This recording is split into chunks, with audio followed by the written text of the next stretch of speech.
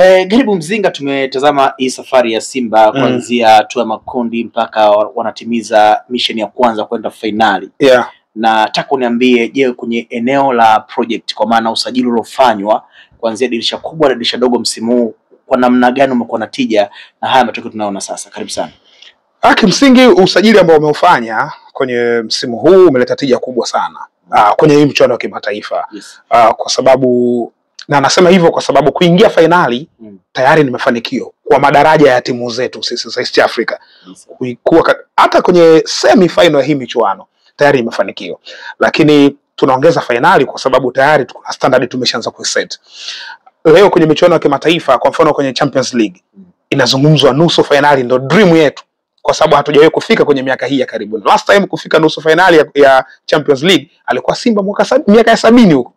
Yes, lakini tangu timu zimefanya investment ya kutosha, tunaiangalia Champions League kufika nusu finali tayari tumefanikiwa. Kwenye Confederation ilikuwa kufika nusu, sawa, au kufika robo ni sema mafanikio, but Young Africans akafika mpaka finali. Kwa hiyo uwezo kusema tena kufika semi ni mafanikio. Umeelewa? Okay. Kuna timu imeshatuonesha kwamba sisi tuna uwezo wa kufika mpaka finali. Ipo hiyo timu ambayo ni Young Africans. Kwa hiyo standard yetu sisi sasa hivi ni finali, ambapo Simba tayari amesha meet, amefikia kwenye standard ya taifa kucheza finali. What next? Kubeba ubingwa. Umeelewa? Ndo deni la Simba kwenye kubeba ubingwa. Sasa kwenye kubeba ubingwa, wachezaji ambao wamesajiliwa na kikosi cha Simba kwa msimu huu, kuna wachezaji ambao wameingia wameongeza experience kwenye timu. The like of tukianza kwenye eneo la goalkeeping, Musa Kamara Pinpin. Aish Manula alikuwa ndo alpha na omega kwenye kikosi cha Simba kwenye kampeni zao za kimataifa misimu mingi. Lakini tukija kwa Musa Kamara Pinpin, ni mchezaji bora ambaye amekuja kuongeza ubora kwenye kikosi cha Simba na experience yake kaileta, kwa sababu ndo anacheza finali kwa mara ya kwanza, lakini semi final amewahi kucheza. Okay. Semi final Simba haikuwahi kufika kwenye hii Confederation Cup, sio? Kwa hiyo mchezaji huyu kaja kuongeza quality kaja kuongeza experience kwenye kikosi cha Simba. Kamara Pinpin akiwa Horoya alikuwa best goalie pale, tuzo za ndani za Guinea alikuwa anabeba yeye kila season. National team sasa hivi ameshaenda kumtake over Ali Keita. Sasa hivi anakuwa goalkeeper namba 1 wa national team ya Guinea. Kwa nini? Kwa sababu yuko Simba Sports Club, klabu ambayo tayari imeshajichapisha kimataifa Afrika kwamba ni timu kubwa ambayo wachezaji wake wanastahili kucheza kwenye timu zao za taifa kubwa, sio? Tukija kwenye eneo la backline of course kuna Shomari, kuna Mohamed Hussein wa muda mrefu, lakini ingizo jipya ni Abdurazak Hamza, sio? Abdurazak Hamza last season kacheza Confederation Cup group stage akiwa na Super Sports United ya Afrika Kusini. Lakini Shemalon of course yupo msimu wake wa pili huu, but wakati anatoka Cotton Sport alicheza group stage ya Champions League. Walikuwa kundi moja pamoja na Mamelodi Sundowns. Alikuwa na partner na mtu anaitwa Goni Ali katika safu ya ulinzi. Kwa hiyo naye kaja kuleta experience yake pia. Tukaenda kwenye eneo la midfield. Shamu Karabu hujamgusa hapa. Karabu sijamtaja kwa sababu hajawahi kucheza hii michuano kwenye hayo madaraja. Okay. Ndio maana sijamtaja. Mchezaji ambaye nambuka unielewe. Nachukua point hapo. Haya. Tukaenda kwenye midfield, wameleta Augustine Okejefa. Bad luck hakuklik kuingia kwenye kikosi cha kwanza, lakini nyota ambaye msimu uliopita kacheza robo finali ya hii michuano ya Confederation Cup akiwa na Rivers United. Deborah Fernandez ni project mpya, hajawahi kucheza michuano ya kimataifa.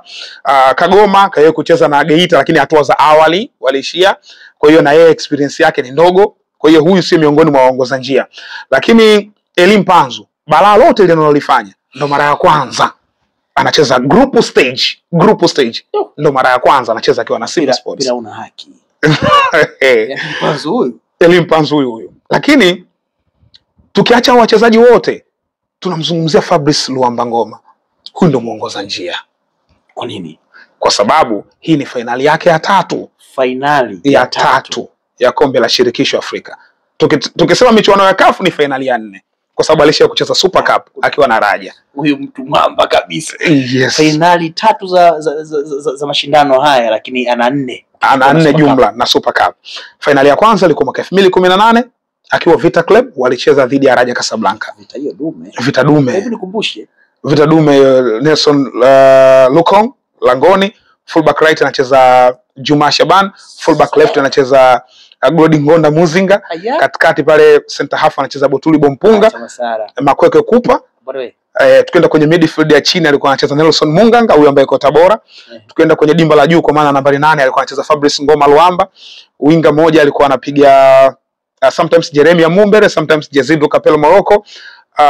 Lakini hapa kwenye beki ya kati pia alikuwa anacheza Yannick Makweke Kupa au Yannick Bangala. Litombo. Yes, Litombo alikuwa anazima hapo. Tukienda kule juu alikuwa anacheza Jean-Marc Marcus Mundele na Francis Kazadi Kasema. Wangu bora sana kwenye zama hizo. Kwa anacheza pale juu nilijua angekuja mjini. Okay, sasa hii ni finali yake ya kwanza. Walipoteza. Walifungwa magoli 3-0 Morocco. Kadi nyekundu ilioneshwa Yannick. Nani wakaua? Yannick Raja alishinda 3-0 Morocco. Na Fabrice Luamba akala mwenge. Yes, kadi nyekundu ilioneshwa Yannick Bangala. Okay. Yes. Mechi ya pili ambayo ilichezwa Kinshasa. Vita Club kwanza mapema tu wamepigwa chuma na Raja. Iko Kinshasa hiyo. Baada ya kupigwa chuma na Raja, wale Raja karudi nyuma. Au Vita wanakuja hivi muda wote. Wanakuja Fabrice Ngoma Luamba wanashinda goli 3, Ngoma anapiga chuma moja katika hizo goli 3. Kwa hiyo tu sio tu finali, kacheza finali na kawe kuscore kwenye finali. Fabrice Ngoma Luamba. Kwa hiyo huo ndo ulikuwa msimu wa kwanza. Finali ya pili alicheza mwaka 2020-2021 akiwa na Raja. Baba yake alikwenda kucheza. Yes, walimnunua maana yake. Baada ya performance nzuri wakamnunua Raja. Na hapa katikati ulisikia Ngoma anahusishwa na Al Ittihad Alexandria. Yes. Yule kocha alimnunua Raja ndiye ambaye anamhitaji sababu yuko Alexandria ya Libya. Kwa hiyo Ngoma hiyo finali yake ya pili, lakini yeye alitokea bench. Yes. Alikuwa na partner yeye na Omar Arjun katika huo mchezo ambao alicheza finali na JS Kabylie ya Algeria. Matokeo tena kuna kitu nimechanganya. Hii ndio mechi ambayo ilichezwa Cotonou, Stade Le Matin. Ile ya kwanza ya Berkane na Orlando. Ile ilichezwa Godswill Pabio, Nigeria. Mji unaitwa Uyo. Ndio ilichezwa ile ya Berkane na hii ndio Cotonou ilichezwa. Yes, kumbukumbu imekaa sawa. Finali ilikuwa moja tu season zote mbili hizo. Kwa hiyo baada ya hapo hii ni finali yake ya 3. Hii na Raja alibeba kubeba. Na Raja alibeba, hiyo alibeba sasa ndo kachukua ubingwa. Ngoma Luamba. Hii sasa. Hii ndo finali yake ya 3 anakwenda kucheza.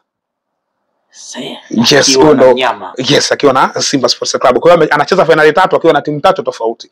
Kwa hiyo huyu ndio muongoza njia zaidi Fabrice Ngoma Luamba kwenye kikosi cha Simba Sports Club. Kwa hiyo unaponunua hizi experience unavyozileta, of course Ngoma umri umeshasogea, akacheza muda mrefu.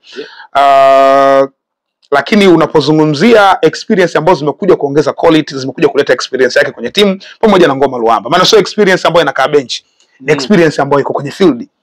Inacheza anazima pale. Mohamed Hussein anatoka achukua usinga anavaa kabisa. Akivaa ndo anafanya vitu vyake pale katikati. Kwa hiyo ni mchezaji experience ina faida kwenye kutuliza pressure. Ile mechi ya Zanzibar baada ya mechi kuisha, Fabrice Ngoma alitrend, kuna picha yake moja. Of course haiko trend. Ila mimi niliona hii picha ina maana kubwa sana. Alimfuata Mpanzu afa akamchukua kwa amemkumbatia hivi kamweka hapa, kamshika. Yaani wakati Mpanzu yuko kwao Central Congo, yule Fabrice Ngoma ni star mkubwa ndani ya Kinshasa akiwa na Vita Club. Umeona? Anafanya mabalaa, anafika mpaka finali akiwa na Vita Club.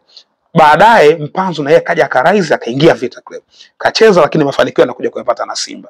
Kwa hiyo Ngoma alikuwa anamtuliza mdogo wake kwamba umeperform sana, umecheza sana. Tunahitaji nguvu yako kwenye mechi ya pili kama ambavyo umefanya hapa. Kwa hiyo so disappointed kwa haya matokeo ya goli 1-0. Ile ndo experience. Umeelewa? Ile ni experience. Yaani pale usitarajie kumwona Kagoma akamshika Mpanzu anamtuliza. Hiyo kazi anafanya Ngoma.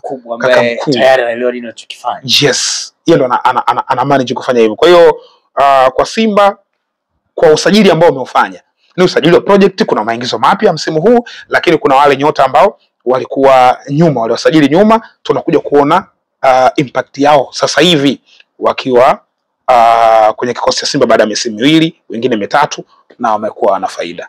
Hapo kwenye nilo ushambuliaji manake hayupo mchezaji ambaye ameongeza kitu, kwa maana usajili mpya kina Teba Mkwala bado hawajafanya vitu vikubwa walipotoka, kina Jean Chaza wao huko walipotoka hajafanya vitu ambavyo mwataja au miamba. Kwa Mkwala kimataifa exposure yake sio kubwa sana. sikumbuki kama yako kucheza group stage.